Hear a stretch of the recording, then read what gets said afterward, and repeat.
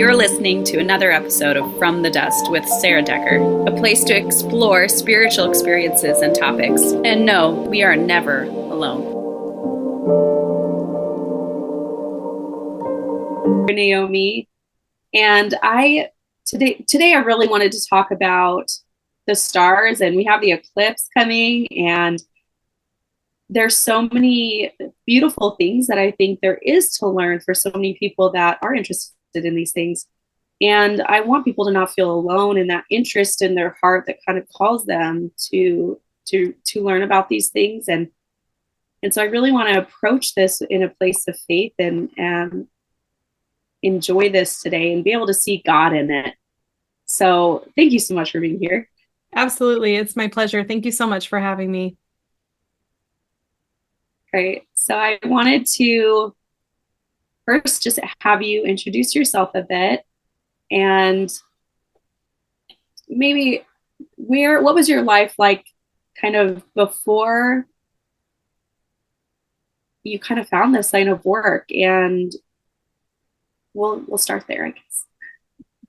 That's a great question. So yes, I am Naomi Fox Reina, as you said, and I have always been a very faith-filled person, and I grew up in a very conservative Christian home. I have 9 brothers and sisters, and I grew up in a home that was very much like, we don't touch the evil things. Like, we weren't allowed to watch The Simpsons or Looney Tunes because they were too violent or crass. Like, just very, very conservative, but I wouldn't say it was strict, but my friends would say, like, growing up, my friends said that our home was very strict, but I didn't feel restricted. But there was just a place that it was clear that we just prioritize God. And so I never considered astrology as not only as something that I would look into, but I just saw it as a pseudoscience, something that had absolutely no merit whatsoever. So when people ask me all the time, like, oh my gosh, how can you believe in God and do astrology? I'm like, hey, I get you. Like, I'll answer your questions, but I don't feel compelled to go around convincing other people of my line of work that it's valid and good.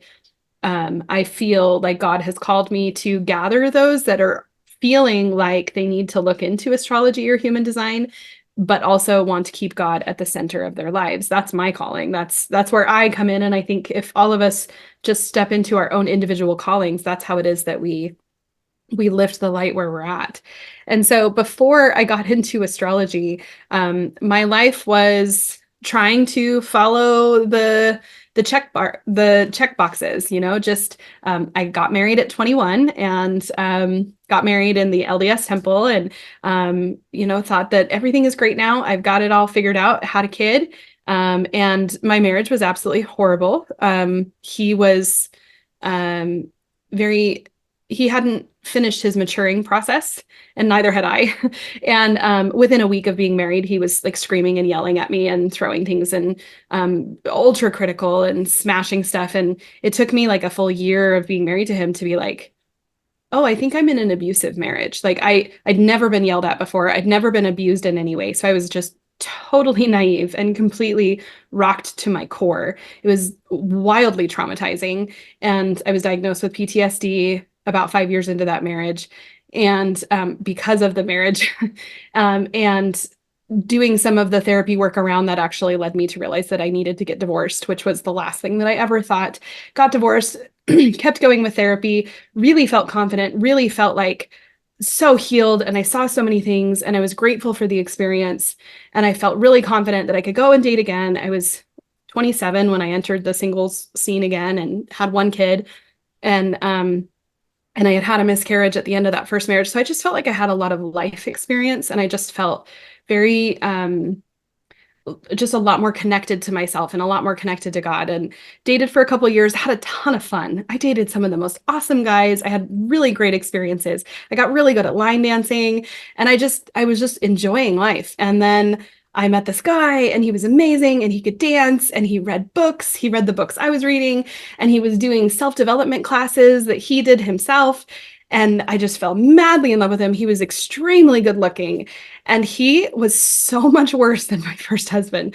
We got married, we had a kid right away, we had another one, and he was violent. He never wasn't cheating on me. He was diagnosed narcissist. His stepmom had tried to warn me before I married him, but I didn't know. I had no idea how catastrophic that could be in a person's life. And so I was married to him for several years and had a lot of very, very, very, very difficult things that happened as a result, because my ego said, you can't get divorced twice. That would be worse than being dead. Like, you can't do this. This is a terrible, like, all of my self-beliefs, all of my like self-shame and my upbringing and everything, like, if you keep the commandments, you'll prosper in the land. And if you don't do it right, then everything falls apart and it's your fault. And so just all of that was like very up in my face. And God picked me up and took me out of that marriage. And I'm confident I wouldn't have survived that marriage. It was very, very horrific. And I had a stillbirth towards the end of what was going to be the end of that marriage. So just trauma, 6 ways to Sunday. Like, it was so, so hard. And so by the time that God picked me up and took me to another state, and then he told me, by the way, you're getting divorced, is the very, very short version. I was the equivalent of gelatinous splat. I lost all confidence in my ability to make good decisions. I struggled to believe that life could ever be okay again. I felt completely damaged, completely broken. So I'm in this new town and I'm like, well, I need a haircut. And I moved to this new town because my best friend of many, many years was living there. And so she made good life decisions. So I was like, I'll go see who she sees for her haircut. And it was this friend, her name is Julie, and she cuts hair out of her house, and she's really eccentric and weird. And she has a tattoo of Edward Scissorhands on her forearm and smokes a vape while she cuts your hair and drinks wine and swears like a sailor. And she was one of the most loving, authentic people you'll ever meet in your life. And I met with her, got my hair cut, barely knew her. And she's like, so I'm really into astrology. When's your birthday? And I was like, oh, I'm a Sagittarius, but I'm not really into that stuff. Just trying to be polite, just being like, hey, honey, I'm barely functioning through life here. Like, I just need a haircut. Like, is what I'm thinking. And she's like, okay, do you know the minute you're born? And she runs my chart, because I was like, yeah, doesn't everybody? No, turns out most people don't know the minute they're born. I was living my own experience. She runs my chart and she's like, oh, you know the minute you're born because your moon is in Virgo. She's like, of course. And then she proceeds to tell me a lot of really in-depth stuff about me that's wildly personal, stuff that I don't tell anybody. People I'd known for 10 years didn't know this stuff about me. And I felt naked and intrigued. And I was like, you have to explain everything. And it just turned the light on. And it helped me to see, like, you're not broken. There's nothing wrong with you. You made these choices because you have this energy. And it was like God whispered to me, now you just need to figure out how to use this in a way that you can honor who you are and get your needs met in a healthy way. And then, like, I felt like I had the map to be able to do my life in a different way. Wow. That's quite the journey. Mm-hmm. You know, it's interesting how sometimes we have to really be shaken up to consider something we never would have considered, to open a door to a direction we never even imagined ourselves going in. Yeah. And I say that because I've lived it myself. It's just, that's kind of how this podcast and where my life's at now, it's a big open door I never expected. So that's Absolutely. really great. Yeah. That's definitely. really, I mean, and I'm sorry for all that you went through. It's hard because it's like, but I love that you said, but I was grateful, because that's what I feel like where I'm at when you were saying, oh, but I can look back and be grateful for those experiences and move forward and feel like I'm healing. And it's like, okay, I can identify with that. And I can identify with so much of what you said. So, well, and if anything, one of the biggest underlying lessons I got from all of that, and obviously there's so much more that we didn't even cover, is that hardly anything causes more pain in our lives than being attached to the idea that if we are unhappy or if life isn't going smooth, that we're doing it wrong. And as I've had to confront and let go of what I thought should be so that I could retain sanity, what has come to me gently and slowly is, I'm pretty sure that when we were filling out the form of like, how do you want your mortal journey to go? I checked the boxes of, I want to feel everything. I want to have every experience possible. I want to know what it's like to be madly in love. I want to know what it's like to be betrayed. I want to know what it's like to get divorced and get married again. I want to know hope. I want to know hope when it's shattered. I want to know child loss. I want to know everything. Like, just sign me up for everything. And, there's things that I haven't experienced in this life that are incredibly difficult, like drug addiction. That would be so hard. There's people that are actively battling with that. Like, I believe that they checked that box. And for whatever reason, I didn't check that box, but I checked other boxes. And just to let go of the belief of pain is the enemy is one of the most destructive things that you can ever think or align your life to. And I've learned that pain isn't the enemy, it's the avoidance of pain that is the enemy.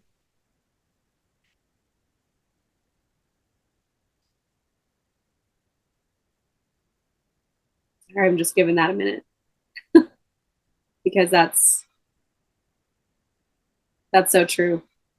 That's so true. And I think that so many of us are doing that without realizing it. Yeah.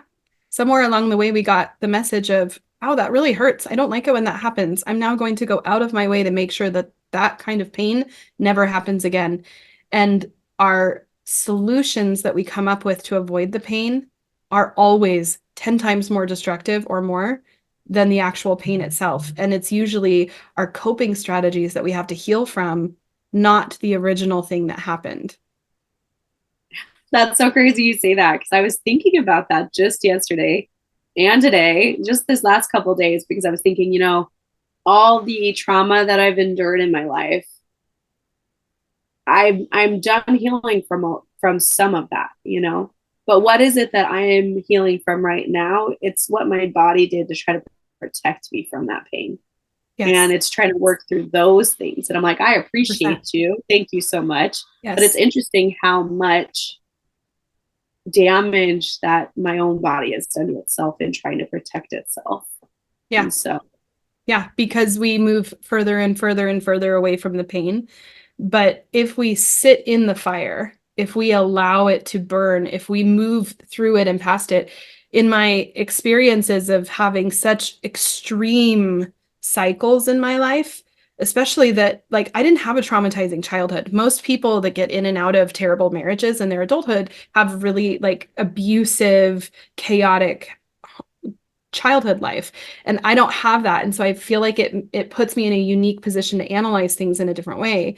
And the energy of Virgo is analysis, and that's my moon. So I'm going to analyze the inner world all the time. I am a Sagittarius, which makes me fearless and expansive and nearly delusional with optimism, but my inner world is very analytical and is very precise. And so as I've looked through this, it's that most people don't know that when life starts to burn, when they're just stepping into the edges of that fire, they think the solution is to step back because the fire is bad.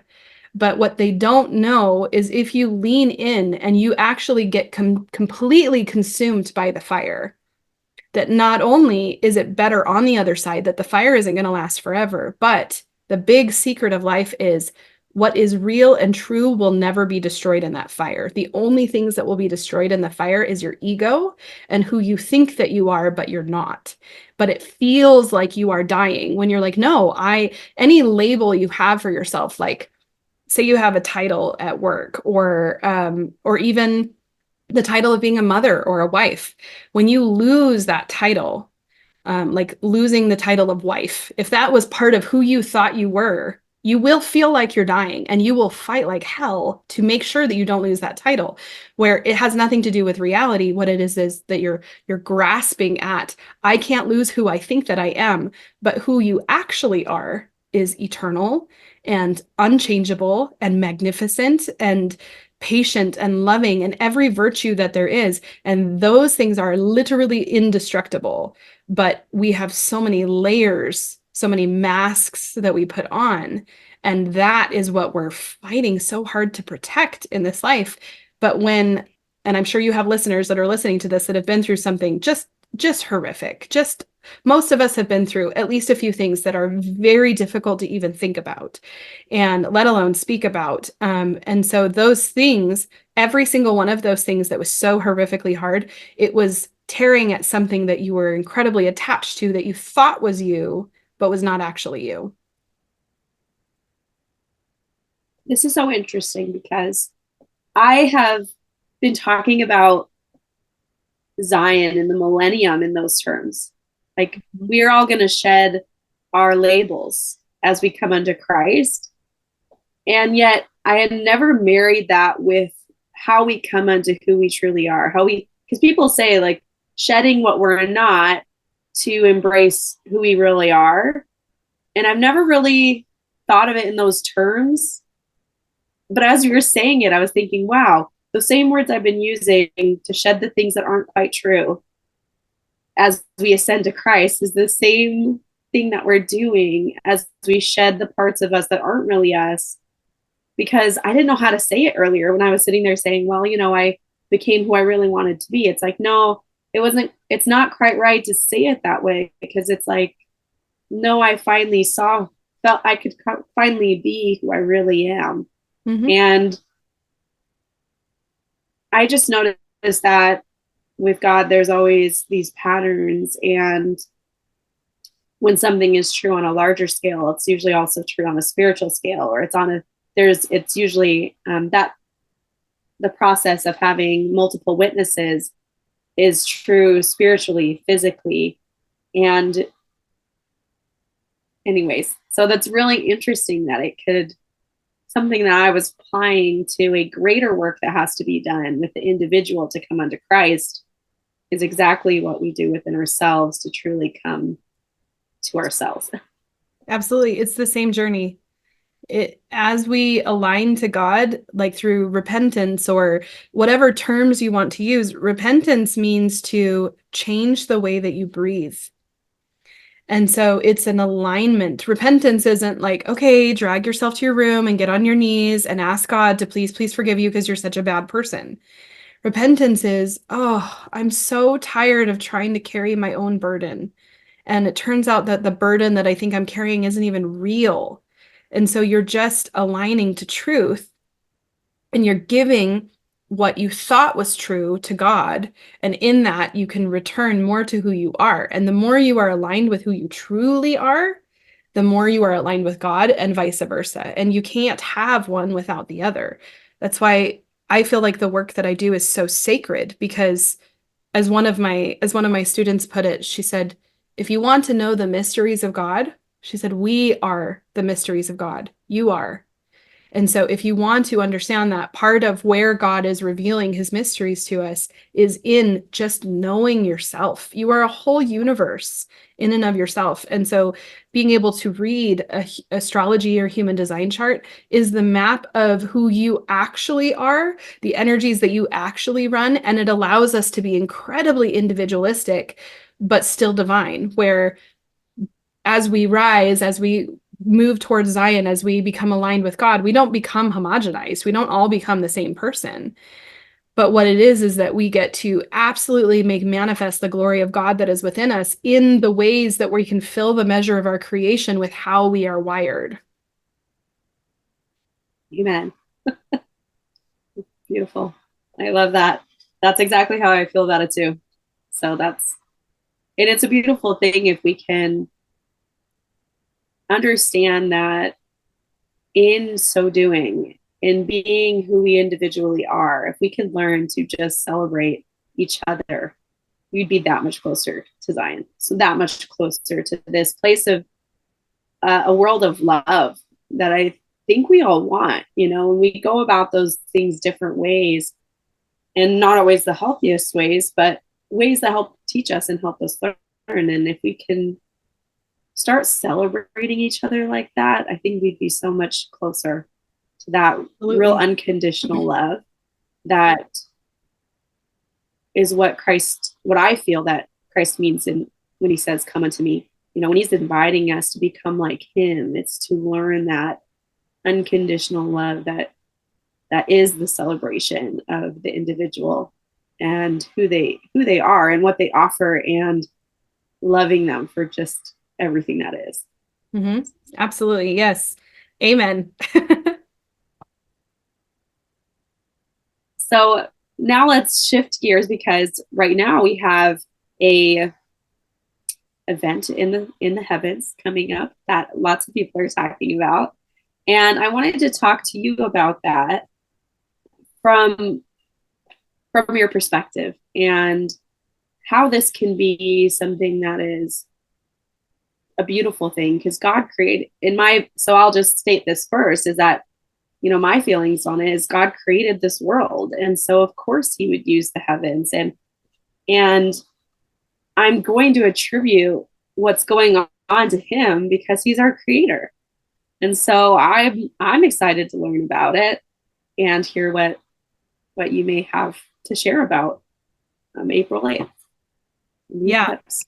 We have a very big deal eclipse. It's a total solar eclipse. And I'm a big fan of breaking things down into like the different pieces so that you can understand as you kind of stack them back up, like the layers of meaning. So a total solar eclipse means that the sun is completely blocked out for a time from the moon because the moon is in between the earth and the sun. And that happens every new moon. Once a month, we have a new moon where the sun is in between the sun is in between, is on the other side of the moon, and the moon is in between. Totally mess that up, but I don't mean to confuse anybody. So Earth, moon, sun is a new moon. But when we have an eclipse, it's because the alignment of the moon and the sun and the earth is as such that it blocks out the sun entirely. What creates that alignment is having it close to what's called the nodal path. It's also called the nodes of fate. The nodes in an astrology chart are a mathematical calculation point based on the poles of the moon. And so when the poles of the moon are aligned to be very, very close to where the sun is in the same zodiac, like when they're really, really close in degrees, that creates an eclipse. So the technical explanation is that when the sun and the nodal path are within 16 degrees of each other during a full moon or a new moon, you're going to have an eclipse. The reason why eclipses are so potent is because the nodal path deals with the soul direction. Everything else in the astrology chart is kind of more temporal in nature as far as like your personality and like how you react to things, how you approach love, how you think through things, how your emotions process. But the nodal path is the things that your soul contracted to do in this lifetime, the stuff that you're here to let go of and the stuff that you're here to learn on a soul level. And so collectively, it's a very soul alignment.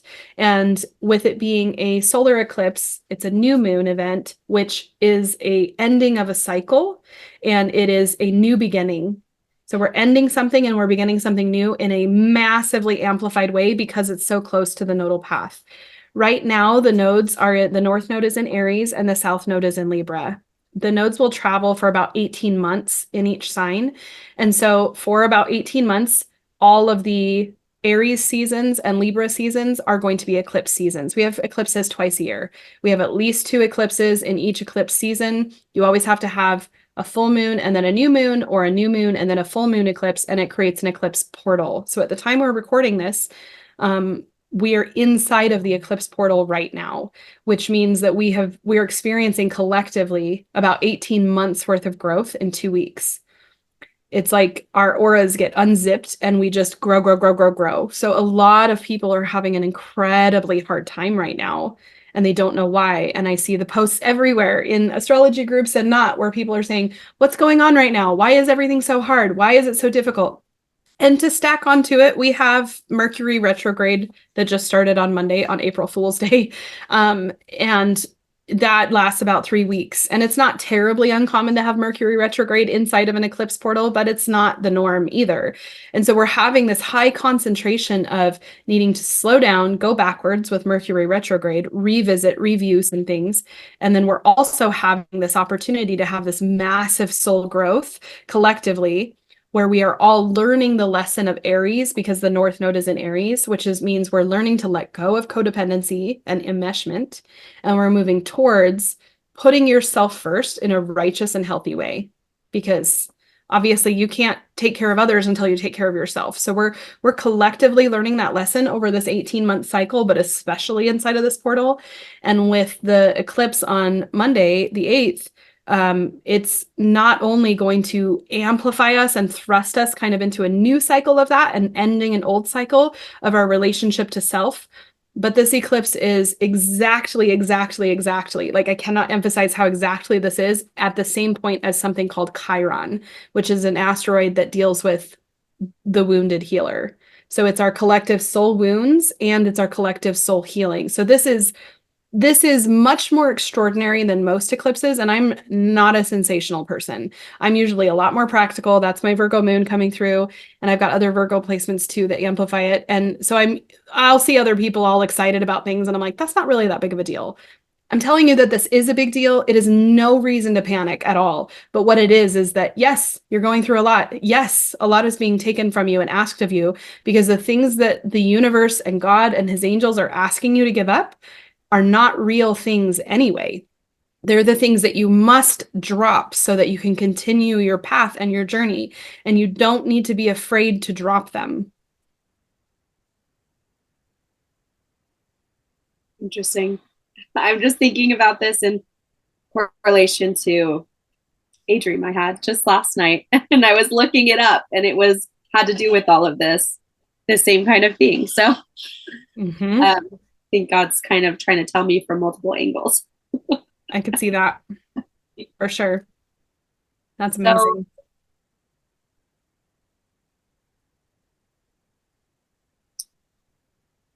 So I know for myself lately, I've had this feeling of rest, like this. It's okay to rest. You need to rest. You need to, I guess, as you said earlier, kind of allow yourself to be immersed in it instead of running from it. It's like this, Sara, just be, just be in it, just rest, give yourself time. And so that's really interesting as as you were talking about that, because there's also been this, I've had, so for 3 weeks, it's actually finally getting better, but for 3 weeks, every night when I go to sleep, my neck gets super inflamed and I'm in so much pain. I can barely move. And then when I wake up after, I don't know, half hour, 45 minutes, the pain goes away and I can function throughout my day. And that's never happened to me in my whole life. I'm like, what is going on here? And I've had a couple people say to me, oh, I wonder if you're processing through something. And anyways, it sounds like we all are. It sounds like we all are. Yeah. And it's hitting us on a very individual level, but also collectively. Like Chiron being the soul wound, Chiron in Aries is the wound around identity. Chiron entered Aries in February of 2019. And since then, what we've seen around identity on the planet, how do you identify yourself, all the things, has exploded. And we've never seen anything like this in all of humanity, of people being so confused and also so determined to express their identity in such a, it feels very wounded. And it feels like it's also offering a lot of healing. If somebody's going to tell me that they believe that they are a different gender than their biological parts say, I'm not going to argue with them. That's not, I can't put myself in their shoes. I don't know. However, it's definitely like when you step back and you look at it, you're like, something is different. Something, and I do think it's a culmination, it's a pendulum swing, and it's, my heart goes out to those that are actively wrestling with this, but collectively we are in this, like, the apple cart has been toppled over as far as the containment of people not being able to express who they feel like they are, and showing up in all kinds of ways that I don't know if anybody could have quite predicted this, but this is a season. It's not going to last forever. Chiron will exit out of Aries, I believe, in 2027. So we still have a few more years of this. It's a very, very long stretch with Chiron and Aries. But with this eclipse happening right here, I do think that we're going to see something of an ending of this cycle, even though Chiron hasn't finished its journey in Aries, that there's something new that's going to be born out of this. And I'm not saying it's going to be better. I'm saying that it's something is completing and something new is beginning.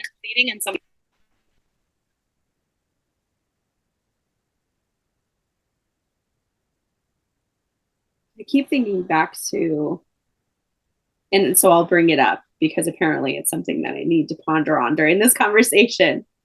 But I keep thinking back to the different, is it angels that in the scriptures they say he'll send down an angel to blow their trump? And it's like, there's 7 of them or something before Christ comes again. And I feel like a lot of times things like this can be a marker of the times, of these opportunities for the people to process through some of these things and for some of those prophecies to come true. And I don't know, I mean, I'm not a scholar in any of those ways, but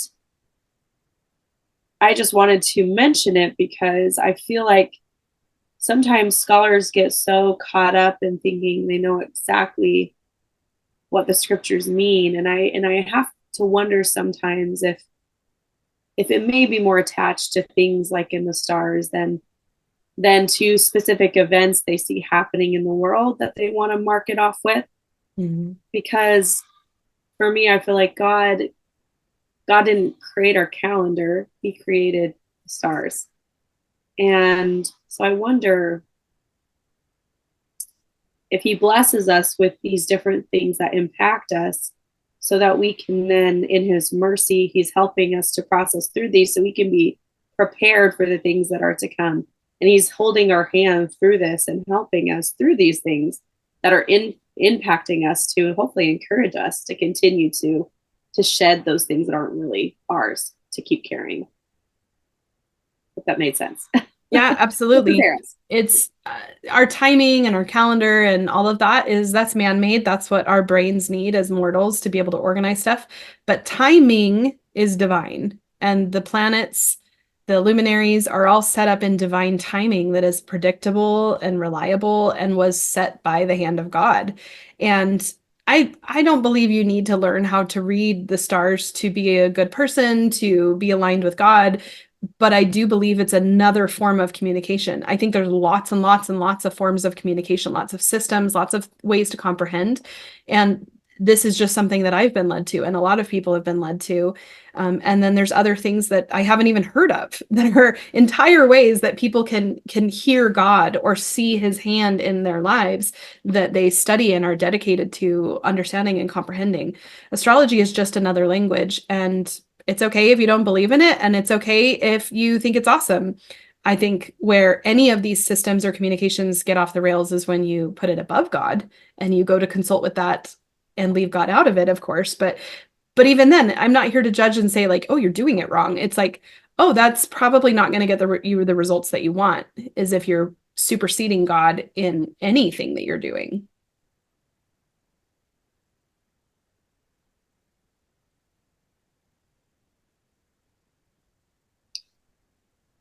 So how can we as individuals kind of help ourselves through this time? Is there anything that we can be doing really if we know this, now knowing this? Yeah.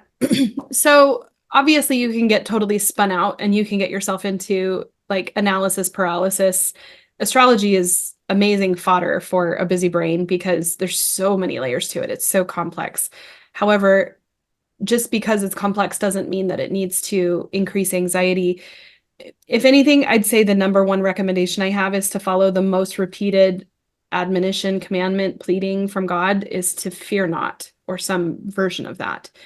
But when your body and your mind are fraught with anxiety, it's challenging to just be like, oh, okay, I'll just turn off fear. Like, a lot of us have become attuned to the frequency of anxiety. And so to attune to a different frequency can be challenging. It doesn't have to be. I really believe it can happen in a moment, but for most of us to let go of it, it's kind of an addiction.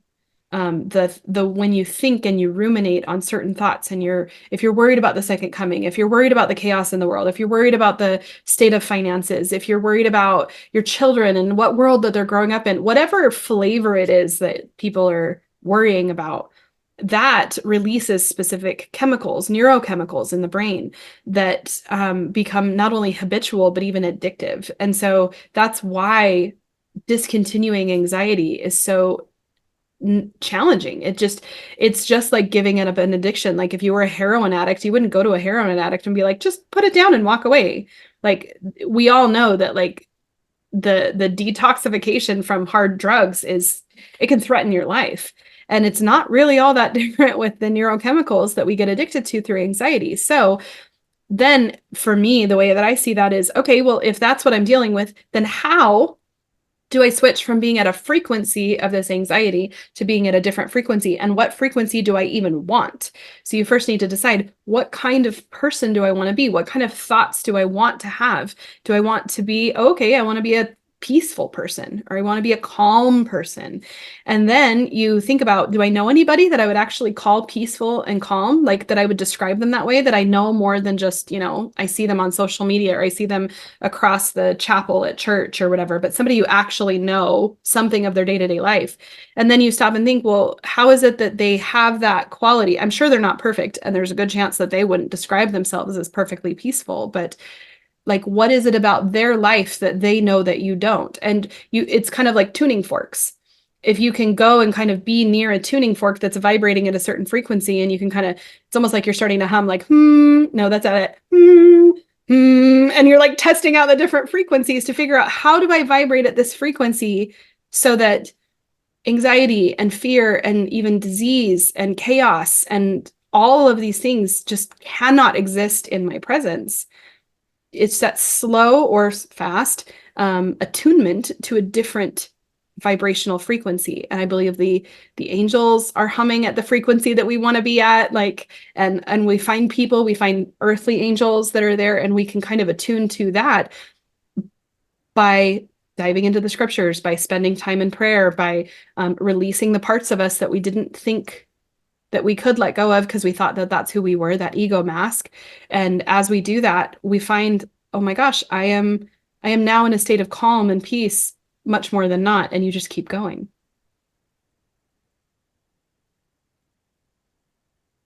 I know for me, as I look at some of those awful things that have happened to me in my life, I see where they helped me to hold on to the peace, to find it. They helped me learn how to find it. And so I look back and I can see the beauty in those things. And so I know that I found those through a lot of prayer to understand. One time a few years ago, I remember I believe I've shared this before but I was pondering, like, I wonder if there's anything that I do that really just kind of annoys God. Like, is there something that he would rather me not do? Right. That's kind of a problem. And I just asked one day, is there something that I do that annoys you? I don't know if those were the exact words, but that was the gist. And the answer I got was kind of funny, because he said, it's when you say I don't understand. I'm like, what? And with that declaration, I also received this feeling of, because you can understand if you'll just ask. And so I know it took me a lot of practice, and that makes a process seem simple that maybe wasn't, because it took years for me to really come to a place where I could truly receive revelation openly and freely, where it wasn't like days, weeks, months long process where I could receive an answer quickly. But it was through that process of learning to ask and believing to receive, that I could receive, that he wanted to share with me, that I found so much of that peace. Because then these different parts of my life that have been really difficult, he kind of like opened the box. He's like, well, let's look at this. Let's unpack it. People say that, well, let's unpack this. Mm-hmm. And it's not that he ever said that, but I'm just looking at it back now. I'm like, it looks like he kind of opened it up and he said, well, let's look at this from a different light. Like, let me help you see this with my eyes instead of the way you lived it. Because, you lived it and it was right in front of your face and you felt all the emotion and it was everything to you in that moment. And let's unpack it with an eternal perspective. Like, let me teach you what I see with my eyes when I look at this.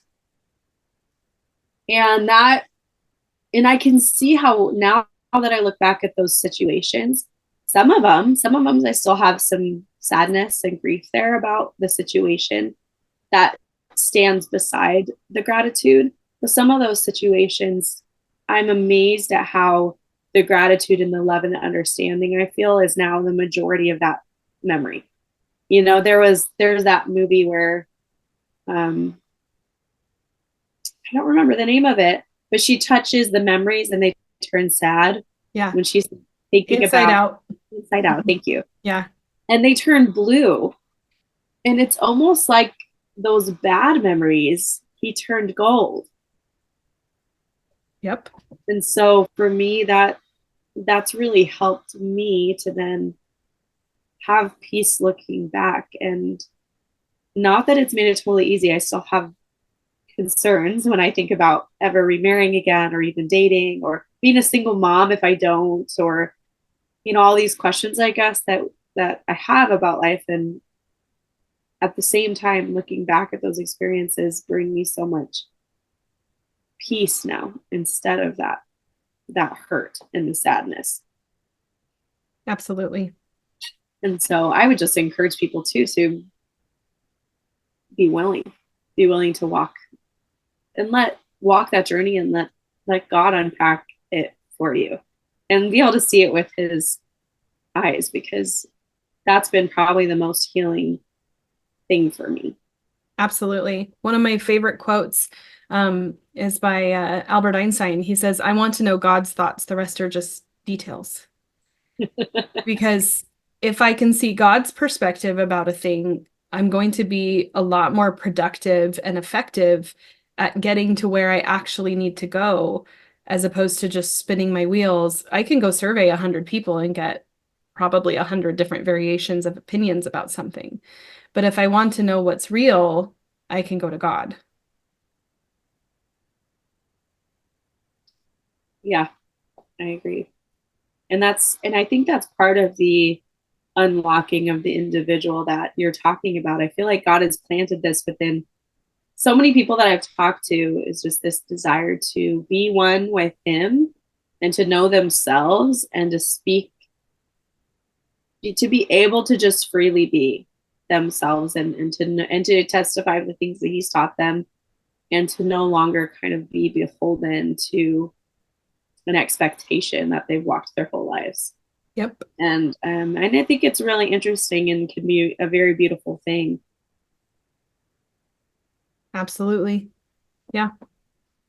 And as you keep going, like, just to speak to the hope for those that are single and especially divorced, there is such beauty as you really keep going into that fire. After my second divorce, I was single for 5.5 years. And I felt very strongly that God told me quickly after I got divorced that I was meant to remarry again. And I had words with God about that for sure. I was like, you can't ask me for that. Like, that's too much after what I've been through. This is out of the question. And God was like, yep, I know, but heal as fast as you can, because I need you to be married to somebody very specific, and you guys have things to do together that neither of you can do alone. And I spent 5.5 years very, very ardently pursuing healing. And I met him, and he is magnificent. And we've been married 3.5 years. And every day, it's so good. It's the most glorious, incredible, tender, powerful, safe thing I've ever known.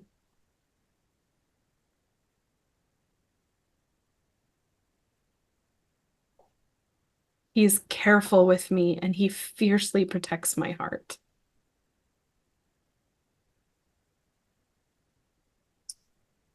I think so many of us that are on this, we wish, we want to hope.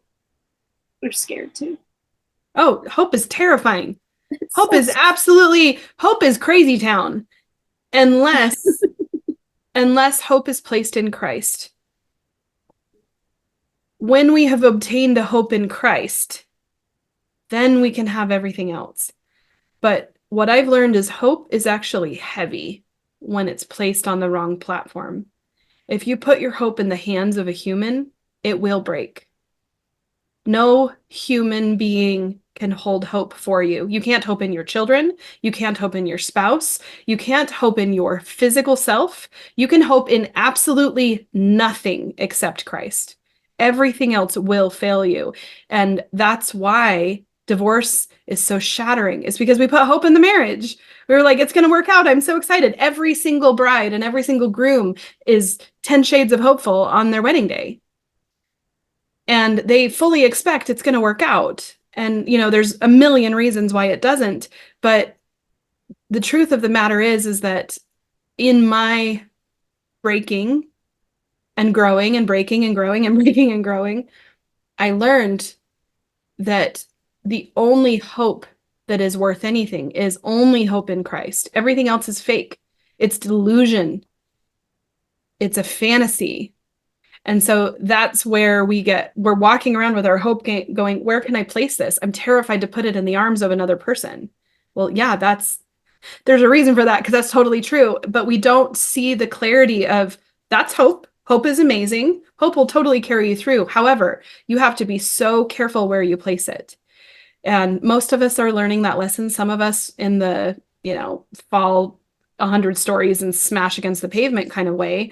But all of us are learning that when you hope in something that doesn't have the strength, that isn't immortal, that isn't a god, it will break.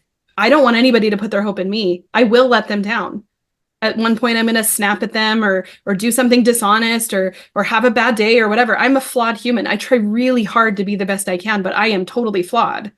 And acknowledging that, and acknowledging that, like my husband, as magnificent as he is, he is not perfect. And he knows that I don't hope in him. I don't even hope in our marriage. Our marriage is amazing, and we both invest into it, and we treat it like it's its own thing, and we both protect it. I would never speak to him in a way that was like harsh or mean. And if I do, because I'm having a bad day, I quickly apologize. And we talk about how we value the marriage, but our hope is in Christ. And that orientation to that is what makes this work, makes us individually work and together. Thank you for that. That's kind of, someone told me a while ago, a few weeks ago, that he's like, oh, no wonder you talk to people, because it helps you process through things. And I'm like, oh, I never really thought about my podcast as that. But it's been very abundantly clear the last few interviews that how many times God has blessed me with answers to my own questions when I speak to people, because I've been, there's been two things that I've been thinking about this last week that you just kind of brought together. So that was beautiful. Thank you.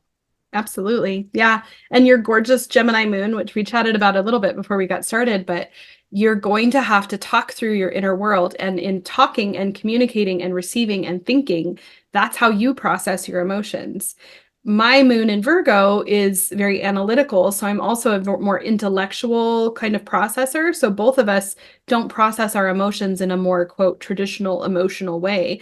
I'm very emotional. I cry. I have emotions, of course, but it helped me a ton to realize, as a Virgo moon, I organize and analyze my emotions. As a Gemini moon, you're going to talk through and think through your emotions and it's almost like you have a committee in your head too. It's like, okay, I'm going to go talk to the committee. And it's like, what do you think? What do you think? What do you think? Because the Gemini is the twins. And so your internal processing is like you have these twins in there, and one of them is the lovely one, and the other one is, the other one that has a different agenda. And so just knowing how that Gemini moon kind of kicks around ideas and processes through things can make a massive world of a difference in how you approach scenarios and your healing and your podcast and your children and dealing with any kind of co-parenting issues and all of it.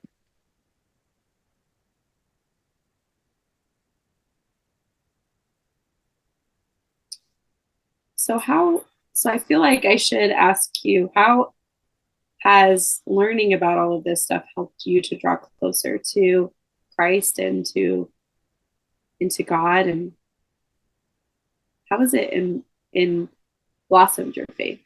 I love that question. Because of course I've thought about it a lot. Really what it did is it gave me the map to release so much of the shame of who I thought I should be, And when I wasn't so preoccupied with trying to hustle for my worthiness, I could hear God more clearly. And the more that I listened, the more that I realized, like, sweetie, just lean into who you are and stop feeling shame over who you're not, because the things that I was judging myself so harshly for, of course, ended up being my greatest gifts.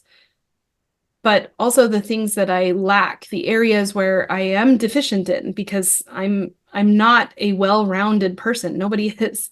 I'm not balanced. And you can see it in my chart. I have a very extreme kind of concentrated chart. It's allowed me, when I feel promptings about myself or my life, I can feel more validated in it, because my human mind needs like a story to tell myself about like why this is a good idea, or why I can do this, or why this matters. And I think it's just as humans, we're always telling ourselves a story. We always need to make meaning around what's going on, and our charts can show us the story of who we are. And some of the promptings I got, like specifically around finding my husband, helped me to see, like, okay, God was like, okay, because you're this way, you need somebody who's going to show up in this way. And I kept trying to be like, no, I'm my whole own person, and I'm going to find a whole person. And like, two halves don't make, like I want to be 100% of a person, like I had all these ideas that I was trying to fight against in my healing journey, because I was like, I want to be totally healed before I allow somebody into my life again or whatever. And God was like, that's nice. However, like, and then I would have parts of my chart come to mind where it's like, you know how you have this? Like, that's why having something that's complementary to this is going to really make life so much better. And just surrendering and stop thinking that I know so much. And I just feel like I can see that in my chart, and I can see it in other people's charts. Like, we can't really appreciate other people unless we know ourselves. And so because I'm so clear in who I am and who I'm not, I can allow other people to be who they are in a way that I never could if I just had some vague sense of like, I'm a good person and I try to say my prayers and I try to help people. Like, there's nothing wrong with seeing it that way, but like, I know exactly who I am and who I'm not. And I know when it's like, oh, that's not for me. Like, that's really cool. I celebrate that that's for you, but that's not a thing for me. And I can hold that line. And because of that, I can hold the container of who I am instead of spilling out everywhere. And holding that container, I can fill up and I can serve God better. Like, there's so many ways that I feel like it shows up. And for me, this has been something that has really fostered me closer to God. I think for some people it can be a distraction, but anything can turn into that.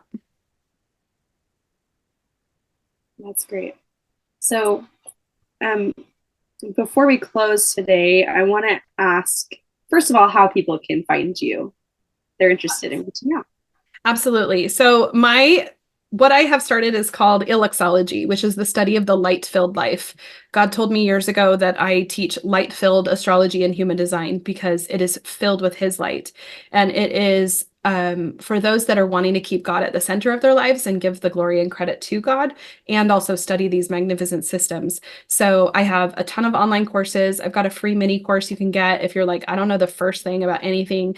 That'll teach you the basics of astrology and human design. And then from there, I've got a ton of stuff. I even have a full-on light-filled astrology certification where you can learn astrology well enough to read other people's charts and become a certified light-filled astrologer. I've had, I think, 111 people go through that program now at this point, and I've got 32 fully certified light-filled astrologers because the world needs more light-filled astrologers. And we're only a couple of years in. It's been just under 2 years since I opened up the certification, and that's just growing. So if the things that I'm saying, especially about this astrology and human design thing that you maybe never heard of before, are really resonating, come hang out in my world. I've got a free Facebook group called Light Filled Astrology and Human Design. Basically, if you just Google Illuxology, Illuxology, you'll find me. I'm everywhere. Great, thank you. And also, I always like to have people define Christ in just a couple words. Light and truth and peace and love. Thank you. And thank you so much for being here today and for sharing so much of yourself and your story, and also what you do and bringing light to this world. Thank you for being here. And don't forget to subscribe. God bless.